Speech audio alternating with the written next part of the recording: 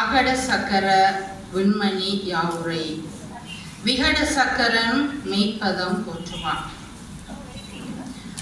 ஆதியம் இறை அநேதாம் பேரருள் மேவிய பரப்பொருளை பற்றியே பற்றுற்று ஆயசீர் அரங்கிதில் கூடியுள்ள ஆந்தன பெருமக்கள், ஆண்டோர் பெருமக்கள், சான்றோர், ஆசிரியர்கள், மாணவ செல்வங்கள், இன்றைய பட்டிமன்ற அரங்கை சீர் செய்து கொண்டிருக்கக்கூடிய பேச்சாளர்கள் அனைவரையும் முந்தும் அன்போடு தமிழ் முட்டும் நினைவோடு கவி நந்தா விளக்காக என்னுள் எரிகின்ற என் தமிழால் வணங்கி வரவேற்பு செய்கின்றேன் மகிழ்வாய். கோதிலா மொழியை குறையிலா கலையை காவியே களம்பல அமைத்து நன்முறை என ஆவன செய்தழிக்கைகள் ஆற்றுகை கூடியே நேர்பட கொண்டாடி மகிழ மேம்படச் செய்திடும் திகட சக்கர சீர்பெருகு அமைப்பு என்றும் போலென்றும் மலர்கிறது திருவருளால். வாழ்ந்திடும் போதினில் வகையதை ஆற்றி சால்புடன் தமதினம் மொழி கலை பேணி விழுந்தெழும் விதைகளால் அவைகளை நாட்டி தலைமுறைக்கு தக்கவர் திகட சக்கடத்தார். நனிமிகு பணிகளை நன்கு பாராட்டி மனதளும் மகிழ்வதால் வாழ்த்துகின்றோம் போற்றி. இசை பிரவாகத்தின் வெற்றியை கொண்டாட முத்தமிழால் ஆர்ப்பரிக்கும் தமிழ்ச்சங்க மேடையிதில் ஒப்புரவாய் திகட சக்கடத்தார் ஓர் களத்தை இட்டமுடன் தந்தார் நமக்கு. முன்னர் ஒருபோது முதலாய் கிணத்தடியில் கூட்டிசைத்தார் நம்மை.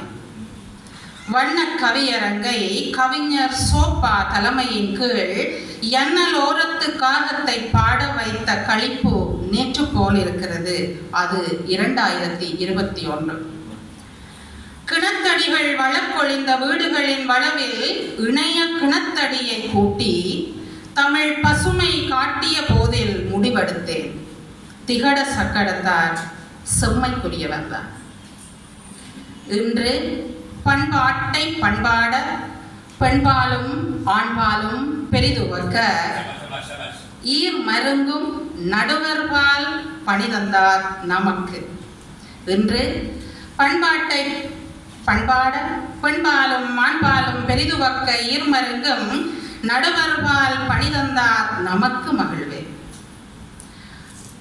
கந்த புராண காப்பினை கோடிட்டு காத்திர பாங்குடை களப்பணி மொழிக்கென மேம்பட ஆற்றிடும் மேன்மையோர் திகட சக்கரத்து செம்மல்கள் தக்கதாம் பொருள் என்று பட்டிமன்றம் கொண்டார் பண்பாடு. பண்பாடும் பாவையை நடுவராய் கொண்டாரா, இல்லை பண்பாடு பற்றி நம்மை திண்டாட வைத்தாரா? எதுவாயினும் பண்பாடு என்பது பேசப்பட வேண்டியது. பண்பாட்டை கடைபிடிப்பதில் பெரிதும் முன்னிற்பவர்கள் ஆண்களா பெண்களா? ஆண்களை பற்றியும் பெண்களை பற்றியும் பேசி முடியாத ஒரு பொருளில் பேசக்கூடிய பண்பாட்டை பெரிதுவக்கும் தலைப்பை போற்றுதல் செய்கின்றேன். பண்பாடு இது ஒரு இனத்தின் அடையாளம், இனத்திற்கே உரியது.